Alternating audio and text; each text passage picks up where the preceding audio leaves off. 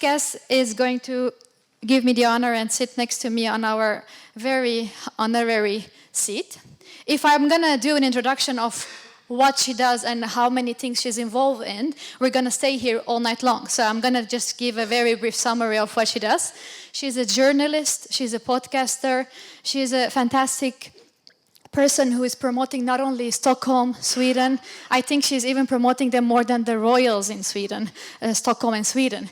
So she is also a great empowerer of women, uplifting every type of women leadership globally. She is one of the strongest links between U.S. and the Nordic. And recently she has a new title, which is the CEO of Brilliant Minds Symposium, Stockholm. Please give a very warm welcome to Natalia Brzezinski.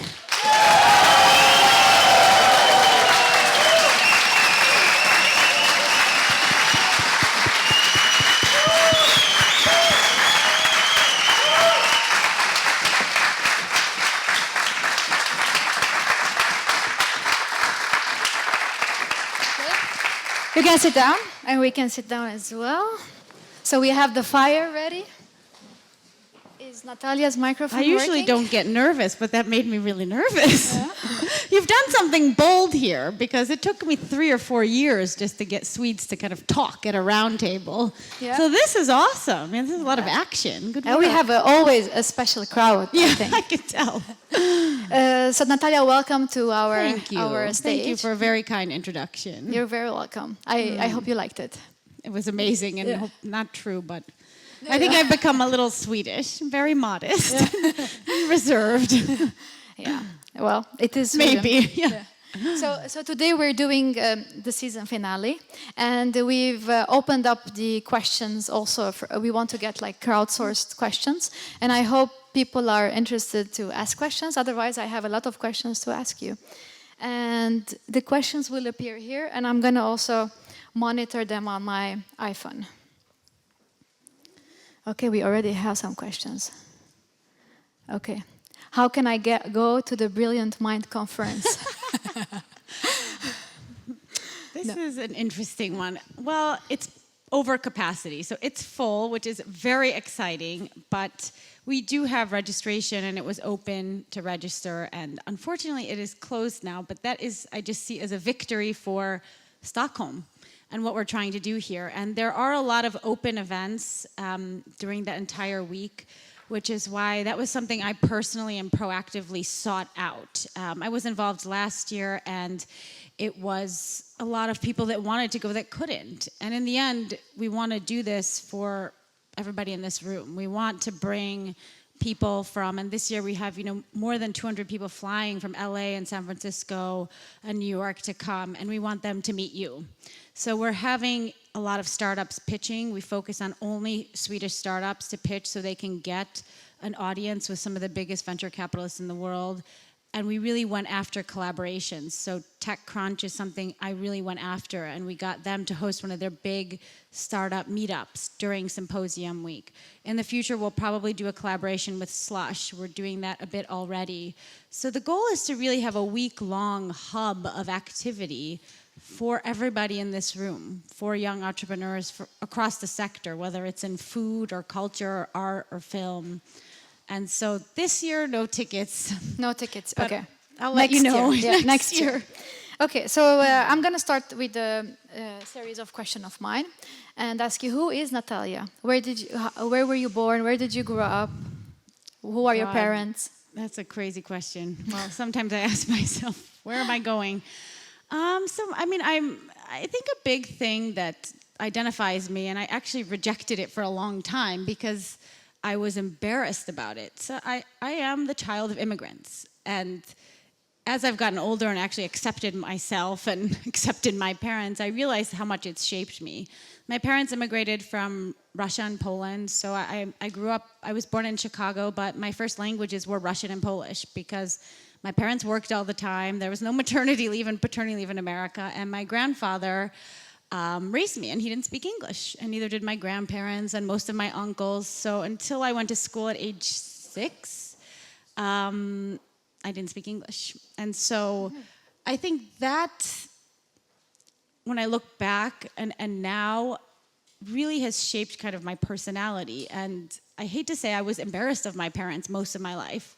I had friends in school that laughed at the fact that they spoke with an accent, that they ate funny food. And like, it really, until I was about 22, I never talked about it. I thought it was weird. I thought my mom was weird. We had a very difficult relationship because I think when I was an only child, so my parents later adopted, so there's a lot on me. I mean, I remember doing my father's payroll taxes and his work when I was 8 or 9 because he really didn't speak English. And so I think that there's that side, and they really pushed me hard. I was a competitive ice skater. I had to get straight A's because they came to America for me to succeed, so I better do well. And so there was a lot of pressure, I think, at the same time, but now I'm so happy about it. I mean, because the one thing that my parents were, and they taught me, is you don't take no for an answer. They taught me the core value of entrepreneurship and being an entrepreneur.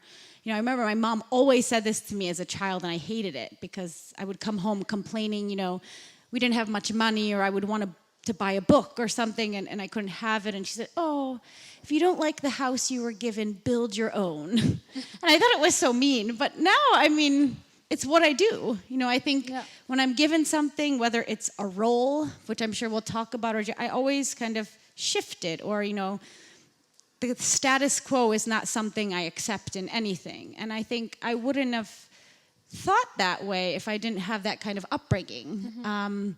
So I think, you know, there's a great saying, I think, by Steve Jobs, and they say creativity is born out of challenge. So I like to see kind of what was a tough childhood as a blessing. Mm-hmm. In a way. And you were living which area in the U.S.? I lived in the south side of Chicago, so not very far. And I got to, you know, I lived about 2 blocks away from where Michelle Obama grew up. And I actually saw her last month at the White House, and I said that. And we were laughing because her father and my mother were both precinct captains in the same area, working for the same person. And what that means is you were kind of someone that went door to door for the Democratic Party. It was a way to, like, gain opportunity because Chicago was very driven by politics. And, you know, my mother went door to door in the Polish community because she spoke Polish, and Mrs. Obama's father was really active in the African-American community.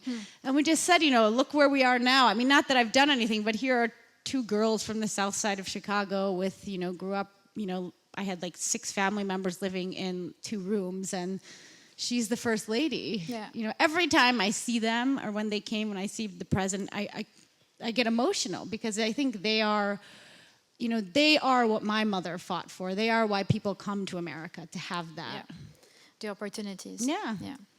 And what happened afterwards? So did you went to a university? So I had this funny, like, as I said, my parents both worked. I mean, my dad started out as a janitor, and then he supervised a crew of janitors, and then eventually he started his own company that cleaned big buildings and did quite well. And my mom, I don't know how I came from her, because she is a math genius. So she now runs the budget for the city of Chicago. So she has a pretty big job. But we live the American dream. So we went from a really poor neighborhood where I was in the minority as a white woman to living in like a predominantly very white suburban neighborhood where all of my friends got a BMW when they turned 16. You know, it was like really black and white worlds. And I went to high school there, so outside of Chicago in a place called Hinsdale. And then I went to school in Virginia, to a private liberal arts school. And I focused on the European Union, which was just kind of burgeoning and expanding then. I'm 32, so that was, 2002 to 2006 when I was in college. And I lived in Denmark, actually. Yeah. So I chose to study abroad. I chose to focus on the EU, and I really wanted to go to Copenhagen. And I remember people like, Copenhagen? What made you choose Where is that? You know? And all my friends were going to Madrid or Rome to have fun, meet an Italian man.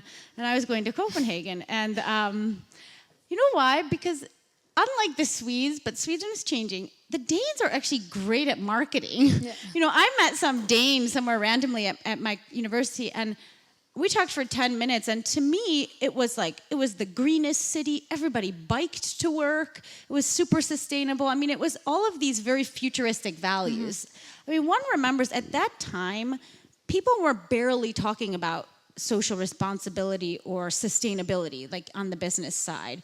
This has all been very new, as opposed to Sweden, you know, people like Antonia Axelsson Johnson, who's been talking about it since the 1980s. I mean, in America, that wasn't happening. I remember taking pictures. This was when Facebook had just launched its East Coast model. So we were sending pictures like to our friends back in Virginia, and I sent one of bike rush hour. So I said, like, can you believe all these people, they bike everywhere? You know, they don't drive, they bike to save energy. And you know, I remember thinking, I am gonna live in the Nordics. I loved it. I traveled around, I went to Stockholm, I went all over Europe. I mean, travel was something that always was important. Even when we had no money, which was most of my life, my parents always prioritized that. So I went to Poland.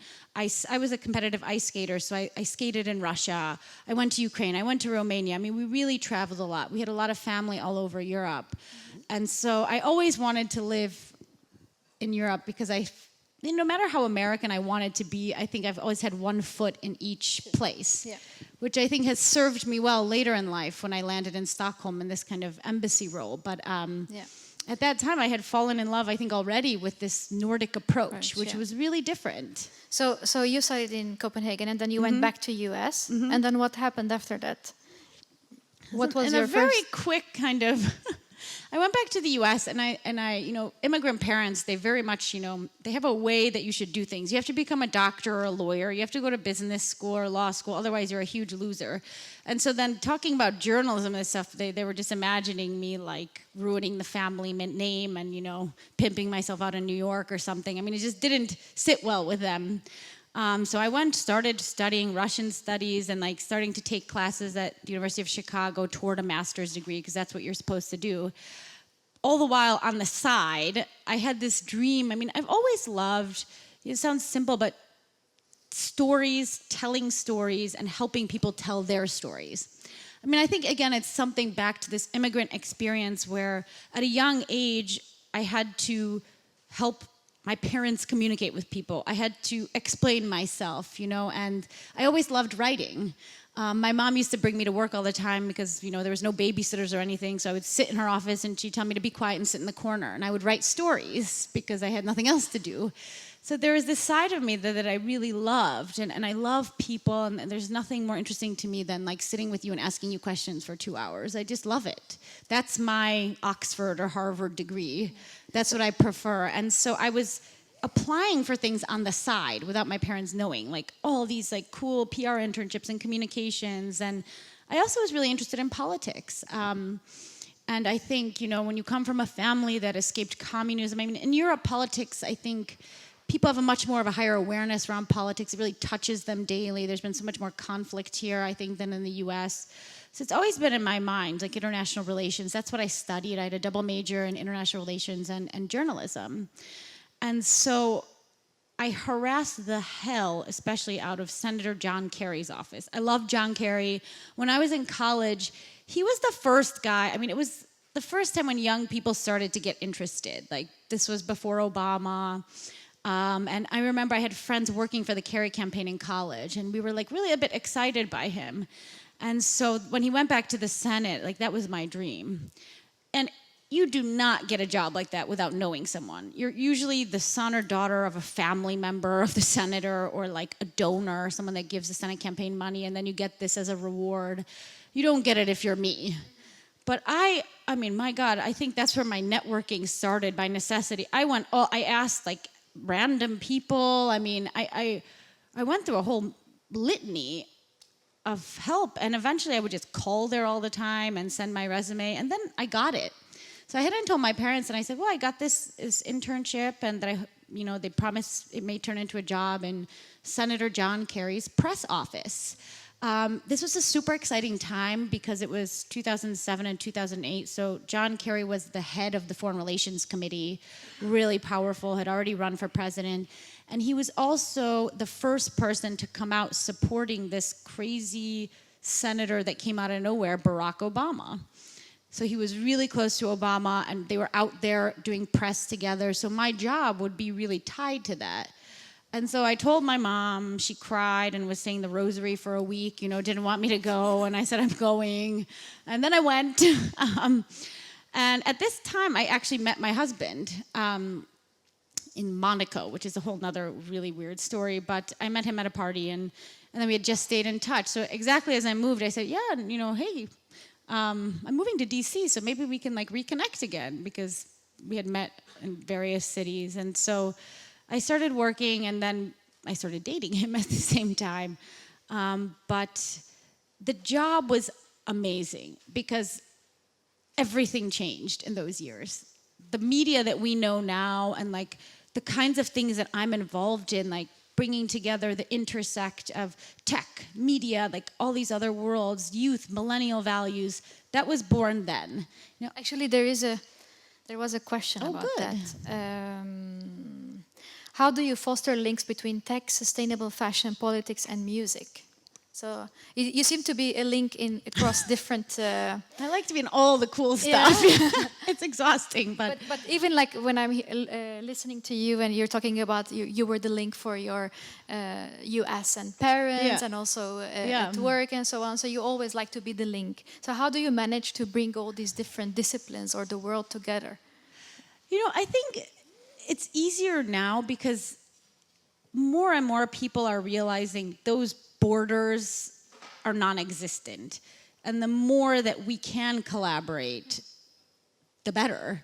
I think we call it in the US silos. There was a time, and I remember just, especially when I moved to Sweden 5 years ago, people really wanted to know, who are you? Are you going to be this or this box?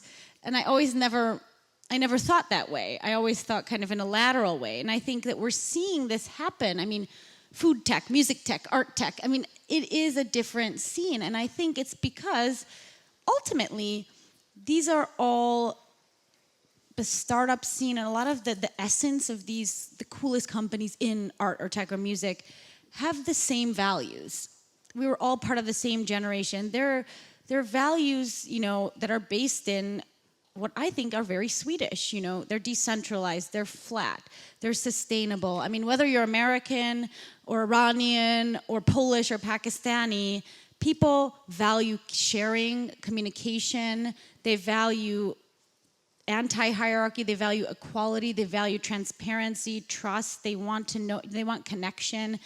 And I think it's not about the highest form of, Spotify or these other companies or iZettle or Klarna are not necessarily about the most technological code and algorithm in the product.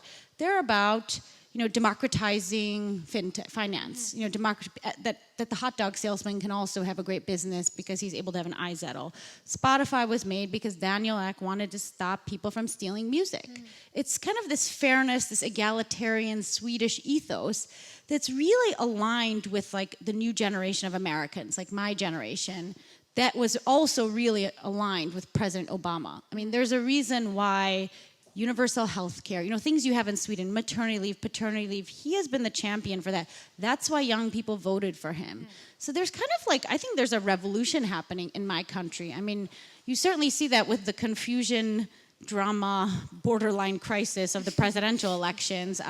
We're confused, and there's something appealing about the Nordic approach. Okay, so since you're highlighting the Nordic approach, and this next question from the audience, what are Swedish entrepreneurs terrible at being or doing? Communicating.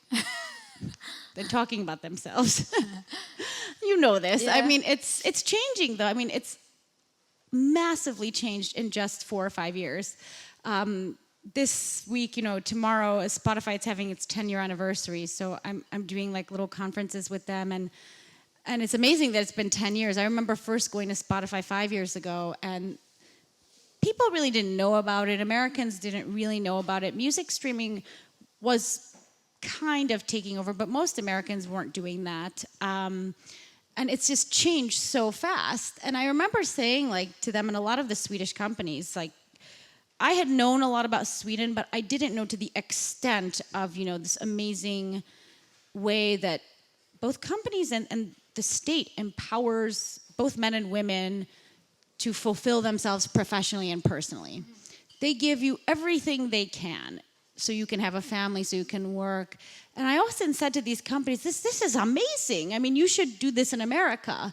You know, you should bring this Swedish work culture to the US because it would be really enticing. And I think we're seeing that happening. I mean, what Michelle Obama has been doing for working families is very much aligned with what Spotify has done. I mean, they gave family leave, launched it in New York, I think a few months ago, to huge fanfare. Yeah. So I think there's just a great symbiosis, and it's happening already. You know, the way that Swedes lead, the consensus structure, the decentralized structure, that's very interesting and compelling to Americans and to American tech companies.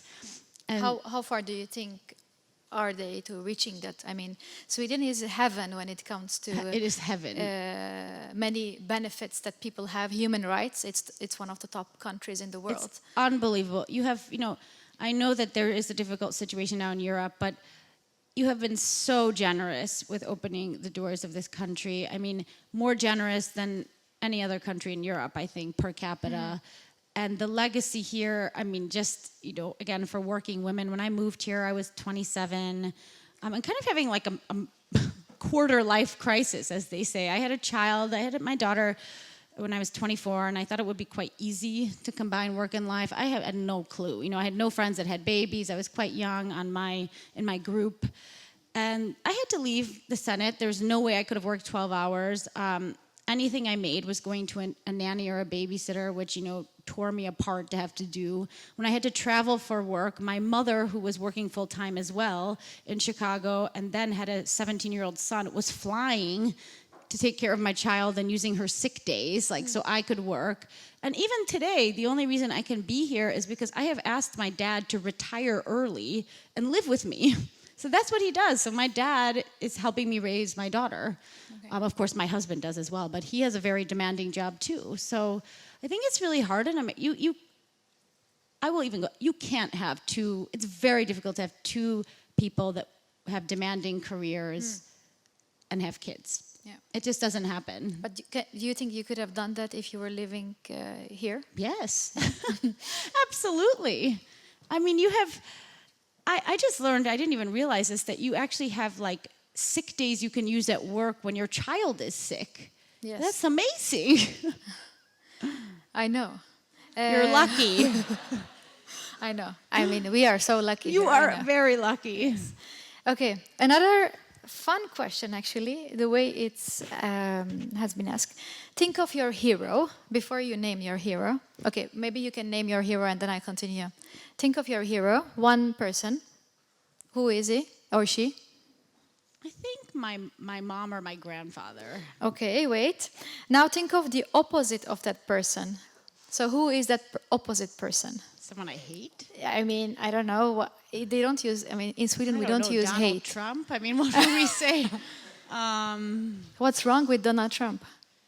He's actually a genius. Yeah. It's amazing. But he is the first reality TV president. People used to laugh when Kanye West said he would run for president. I mean, that could happen too now. Yeah. Donald Trump is the Republican nominee, and he's a brilliant communicator. And I will say, everybody disparages him, but I've met him, and his family is incredible. His children, his daughter is incredible. But he has understood, this is something that I can relate to.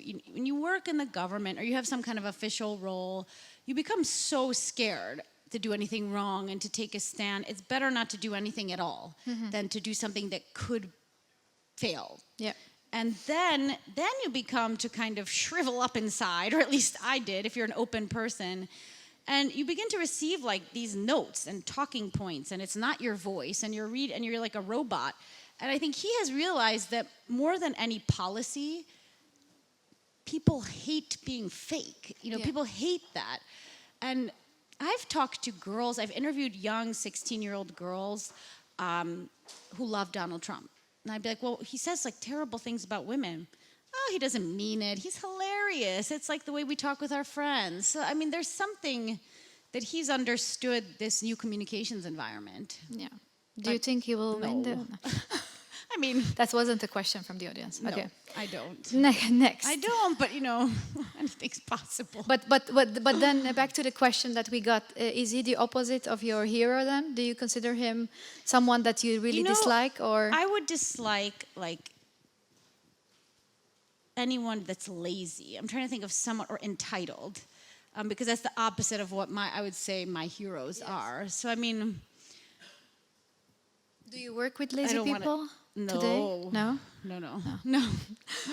I don't. And I mean, it's also and this has changed a lot because of this. President Obama put in a lot of amazing ambassadors, for example. But what I noticed, from far long ago, people that would get an embassy, it would be often people that would donate a lot of money. Mm-hmm. And then they would feel it was their rewards. They would come and they would party and, hang out with royal families. And I love the royal family. But, that's not really what my grandmother is paying, the taxpayers are paying for you to do. Yeah. So anyone that doesn't use their platform for change, anyone that's given the gift of a platform, I mean, what we were given in Sweden was the most enormous gift of a lifetime, to be able to be representing the voice of a transformational president, the most transformational president of my lifetime for sure, in this awesome country, Sweden, which is so cool and forward, and to not do anything would be like a sin. So that's what I hate. You can tell I get excited by that. So anyone, and I mean, it's politicians, it's, and I often tell people offline, we were discussing this a little bit before, there are politicians or business people, and I think every single CEO should be using their platform for change, doing their company, but also social change, advocacy, putting their money where their mouth is, walking the walk. And that's what I do love about the Swedes. That's why I come back here a lot. I mean, Hans Vestberg, the Wallenbergs, the Axelson Johnson, they do so much. And most people don't know about it because they don't brag about it. But when you say brag about it, let's say your life is online, right? You are an online sensation. You have built a lot of reputation about yourself from social media. Yes. So do you think that everyone should do that? No, see, this is a family problem I have. No, I think it's generational. I mean, it's so hilarious because my sister-in-law Mika she's a TV person, so she does a lot on TV, and she has a huge Twitter following, and her parents have always given her shit for that. They're like, because they're they're in their 80s, so you shouldn't promote yourself. That's ugly. And so we always kind of complain to each other because my husband also says that sometimes. I mean, it's a generational thing, I think. I was raised at the digital age where we all had a platform to communicate and be open. And I think, my husband is almost 20 years older than me, and I think he's starting to warm up to it, and he sees that it works. And he asks me to put his stuff online. So, it's okay, I tweet about him. But he's still sometimes why are you promoting yourself? But I just ignore it, because I actually think if you use it in a good way, and I think as much as I will, whenever I put a picture up, today I put one up, there's, with elephant, there's always, I have a purpose to do it, Mm-hmm. She's a super funky female singer, and she doesn't try to be over sexy. I don't like that. So, I always try to make sure I have a balance and a value around it. So it takes a lot of thought. I think you can't be completely random. But that being said, my brother, his friends, they put it all out there, So we just have to accept it, that it's happening. Speaking of family, next question. What is the dream career you want for your daughter? How old is your daughter now? She's 7, and she either wants to be a pop star or a fashion designer. Uh-huh. So I think she's really creative. And so I have told her that she can do anything, and I will stay home and take care of her kids. She's already told me she doesn't want to get married because she lived in Sweden, and most of her friends' parents weren't married. They were sambo, so she's like, why would I get married? She says, you don't have to get married, and she's not sure she wants a man. Instead of a husband, how you say man here. Yeah. So she still says that in Sweden. I don't want a man, but I want a baby. I said, okay, I'll help you. So she's already super progressive, so I'm not worried about her. So that's all I've promised her, that I will. But in all seriousness, I mean, I have so many friends, in my community in Washington, D.C., that were in the CIA, that were top lawyers, and they've had to leave their jobs. And they often tell me, you're so lucky that your parents are helping you as much. I couldn't do this without them. So that's one thing that I want to give to her, and I don't care what she does. Yeah, but you could have like had a very simple life and just be a U.S. ambassador's wife. Oh, no way. Right? I would put a bullet into my head. As I said, then I would hate myself because I hate that. Yeah. No, I mean, I would have never done that. And the great thing is that for all the complaints, and I laugh at it, that it's such a conservative thing, but when Mark and I were in Washington, and it's an incredible opportunity. I mean, we met with Vice President Biden one-on-one. We would meet with Hillary Clinton. Every single person, obviously the president and his top team, said, Natalia, go for it. You know, I would brainstorm, say, be out there, use social media. That's what we're about, connect with people. I'll never forget, you know, Vice President Biden said, like, it was so funny. He gave Mark out, but he was like, you, Natalia, you have the capacity to really connect with people. Go out there and tell your story. He's like, the most undervalued public servant is the ambassador's wife, you know? And he's like, he's such a great guy. He's such a softie. Actually, 3 or 4 times he actually introduced legislation in the U.S. Senate to professionalize that role and to have wives be paid. Because in other embassies they are, because it's a job. Yeah. But I'm proud of the fact, you know, there's never been an ambassador's spouse ever to have an official contract with the government, and that's what I had. So a year in, and it was thanks to, you know, Mark empowered me, the support from Washington, but also Mark had an amazing team, really diverse team around him at the top. There were women, there were a lot of gay diplomats, and, you know, we always laughed like we were like the outsiders. So we had this gang of insider outsiders, and they really supported me. And we really did something different. The one thing that, you know, again, it's like self-promotion. I don't want to talk about myself, but I'm proud of it because I get a lot of people came to me and continue to come to me. You know, for example, the president appointed a lot of gay ambassadors. So there'd be 2 male spouses, and the spouse, half of the ambassador couple, would say, like, I'm a CEO, or I have a big, you know, I'm not going to go to some country and do nothing or host tea. You know, how did you do this? And so I was able to really, like, you know, even, I mean, I was telling this story earlier, there's an amazing couple in the Dominican Republic now, which is a very Catholic country, and they are gay. And it was so bad early on that the Dominican government wouldn't even invite the gay spouse to official events. So it would be like Mark would be invited to the Polar Prize, but I wouldn't, and I would not be allowed. And he's become, I really pushed him, and he was like, you know, should I start a blog? And I said, go for it. And I used to, like, he would send me his blogs from the Dominican Republic, and I would edit them. He has become a sensation in the Dominican Republic. He is, like, the biggest human rights activist. And, like, so I think, again, in the digital age, you can do so much. What I wanted to do is, like, I hate things that are elite and, like, prestigious, you know. Nobody's better than anybody. You know, as Hillary Clinton said, you know, talent is universal, opportunity is not. Everybody out here, it's just about having that chance. And so I think my whole social media strategy for a long time was I wanted to bring transparency around what is an embassy. What the hell does an ambassador do? What is an ambassador? What do you do in that big house on your Gordon? And, you know, I wanted to show that, and I also wanted to have people that had never been there before come. And so I think that was my whole strategy with reaching out to, you know, before I came, no one had ever been to Spotify or at any of these tech companies. You know, you didn't do that. You didn't visit. How did you meet? We have a lot of questions and not very much time. But I am interested to know, how did you meet Daniel Ek and Ash until you got to being a CEO? I met them really early. I met Martin first. I think I was thinking about this earlier. It was either through Sophia Benz or my friend at IZL, Jacob de Geer. Someone, you know, our kids were friends, and I said I was really interested in it. So there were some personal introductions, but then it was also like social media. You know, I began to realize, you know, if I put a picture out there of myself and I said, I'm interested in tech and I'm visiting this place, then people would say, oh, she's into tech. Like, then they would start inviting me also to go there. And I would just invite anyone over to the house. So this was a bit weird. And I think my Swedish friends found this totally weird.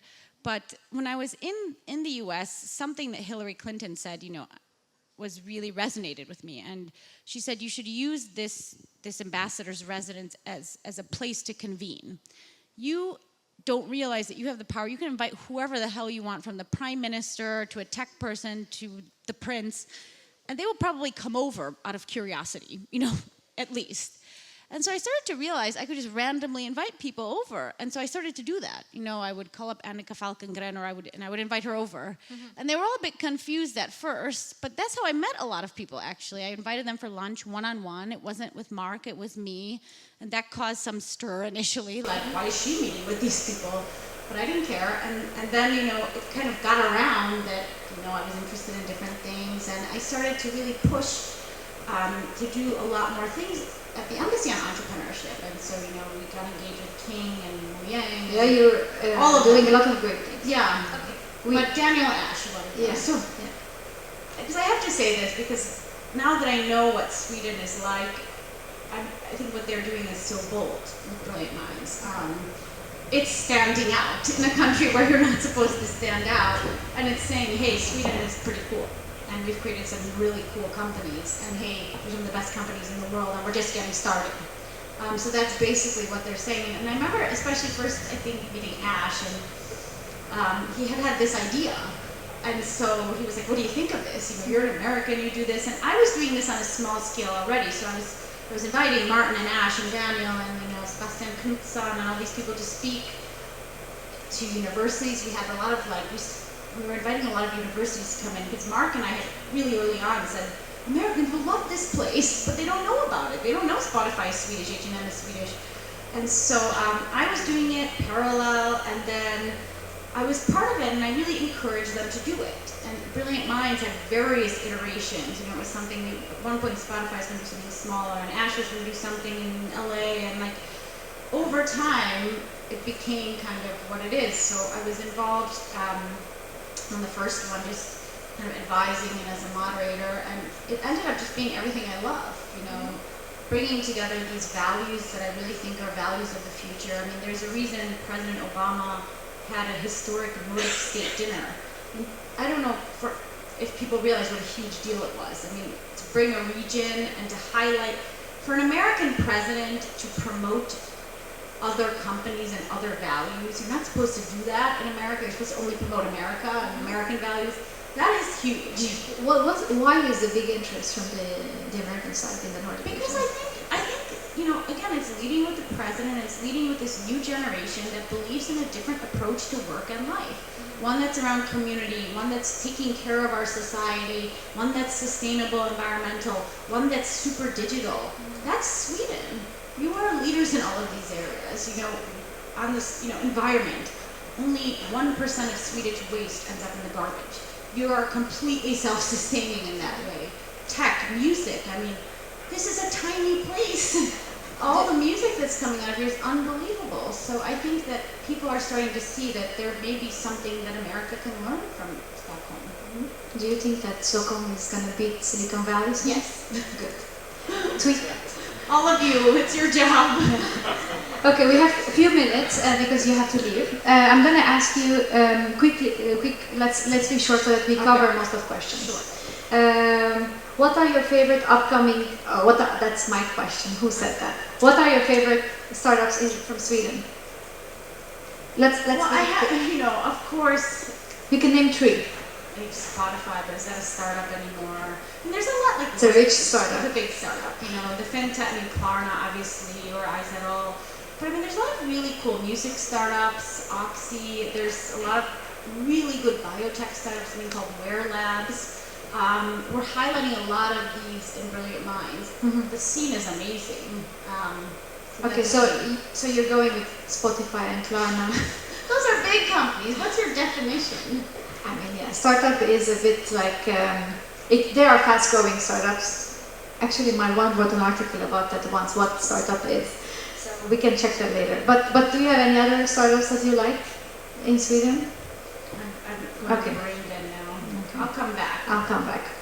Okay, another, next question. If you could give one advice, what would it be? To us, all of us here. I mean, I think the classic entrepreneur thing, you know, don't take no for an answer. Don't care about failing. It doesn't matter. And what's your secret? I mean, like, because when I was doing caring what people think. Yeah, you thicker skin.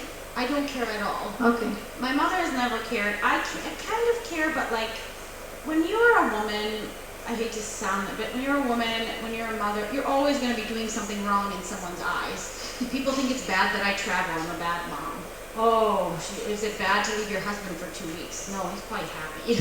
No, is it bad? You know, is it bad to speak up too much? You know, you will always get criticized. And this is, I mean, not that I'm some enlightened genius. I'm lucky to have really been able to meet strong women that have become mentors to me. Like my sister-in-law.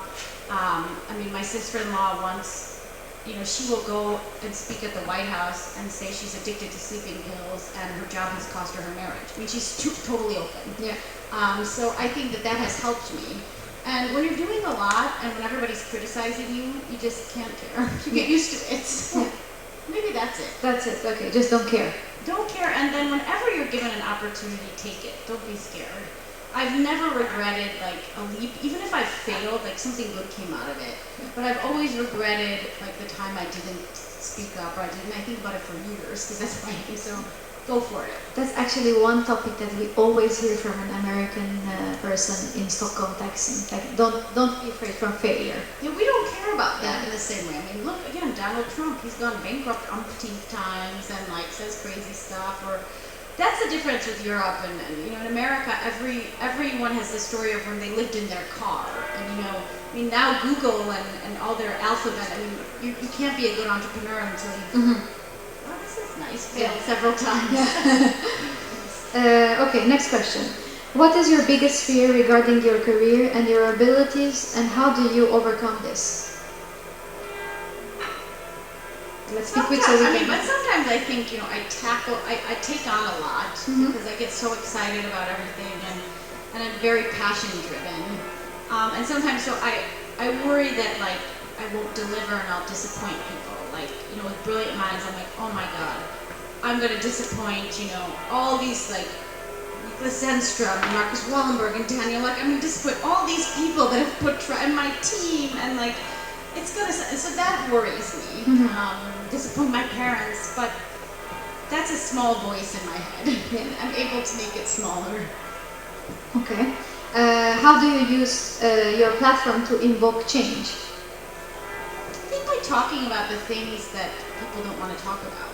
And I mean, especially I think again when it comes to women, trying to shatter this perception of perfection, you know, whether it's, you know, Elephant, you know, or just Beyonce, or, you know, women across all sectors, and men too. I mean, you don't have to be perfect. As a politician, you don't have to say perfect things. You'll be able to change so many people's lives if you just tell them how fucked up you are sometimes, and that everybody is. So you just be transparent. Yes, transparent. That's a nice way to say it. Have you personally invested in any startup? No. Never? Not yet. Not yet. It's coming. Yeah, why not? Okay, people can pitch to you then. Sure. We have some startups pitching later on. What are the challenges of spreading the Nordic approach, especially the value placed on arts and innovation at a political and cultural level outside of Sweden? You know what? Not that many. I think I wish that there were 2,000 of me and everyone on my team, because the story, the product, what we have, everybody loves. You know, and we've been doing it. You know, I've been on a little tour in San Francisco and New York and LA, and people love what Brilliant Minds is about, what Swedish values are about, what Stockholm is about. It's just that they don't know about it. So I mean, I think it's just the awareness and brand building challenge, and that's a great challenge to have. You know. I mean, we have a very perfect, you know, not flawed product, and so it's just getting it out there more and more, I think. Okay. I'm trying to get all the questions. Yeah, get them all. That's fine. What is your best piece of advice for next generation of young female entrepreneurs? You're a great spokesperson for female leadership and entrepreneurs in general. You are, and an inspiration. So, what would you advise? Do you consider think like when you're in a room, you're a woman and they're men, or? I don't know. I mean, there are many challenges, but I think that it's, and we know this, like, access to capital and all of these types of things. But I think, women entrepreneurs they have to sell as good as guys. And I put that out there because it's such a funny thing with men and women. I mean, there's so many statistics. I mean, I'm not saying every woman is the same, but the Global Entrepreneurship Monitor did survey globally on this, and they said, a woman, when she's pitching, only 32% of women founders actually believe that their startup will succeed. When you ask them, like, oh, you have a startup, do you think it's going to succeed? Are you going to be big? 32% think so. Guess how many men think that their startup, Mark Zuckerberg, he knew Facebook was going to be the best thing ever. 80% of men think, if you don't believe in yourself and your own company, there's no way in hell you're going to get money, you're not going to get media. And again, I think there is this, women shouldn't promote themselves. Like, it's Jante, it's a Swedish thing, but it's a global thing. Sheryl Sandberg wrote a book about it called Preeminent. Forget about that. You have to sell, you have to promote yourself, and oversell yourself. Women always undersell, oversell, and delegate. You don't have to do everything yourself, too, because then we burn out. So that's the other thing. Men, they delegate really well. That's one thing I learned from Ash and Daniel. I'm like, delegate. I try to do everything. So that's your advice then? Yes. Delegate. Delegate and promote yourself. Okay, one last question because I know you have to run and it's 5 minutes in. With so many opportunities and challenges ahead of you, how do you manage to get a good sleep at night? Do you sleep at night? Oh yeah, I take melatonin, which is a sleeping medicine, but it's over the counter, so it's nothing bad. But that's something, it's really hard when you travel a lot. And so like coming here this way, but I did go through a period about 2 or 3 months ago. I was really burnt out, and I'm someone, I was an athlete. I exercise, do yoga. I used to do yoga every day. The American work cycle never turns off. Another thing that I miss about Sweden, I have, board members, clients that, they have no compunction to call me at 8 p.m. on a Sunday, and I tell them I'm having dinner, putting my daughter to bed, and they say, I don't care. So that time cycle never shuts off. So you do have to kind of turn it off. But that's why I love working with Swedes. They really respect my balance. And when I tell my board or anyone at our symposium team or Ash and Daniel, whoever I work with, they get that because they also take time with their families. And so that's part of the reason why I love the way I work. Okay. So I sleep. I have to. Good. Good for you. Do you? I should. I wouldn't be living, I guess. Okay. Unfortunately, you have to go, and I'm getting messages from Jonas, the Godfather, that I have to end this. So Natalia, it's too bad we cannot. We won't be able to ask you all the questions. We can do a round 2 next time. Round 2, yeah. Yes. After symposium. Yeah, exactly. And then we can. Thank you very, very much for being our guest, and it's been an honor. And we wish you all the best at your Brilliant Mind week next week. Fingers crossed. Yes. It will be fun. Yeah. Thank you very much. All the best. Thank you.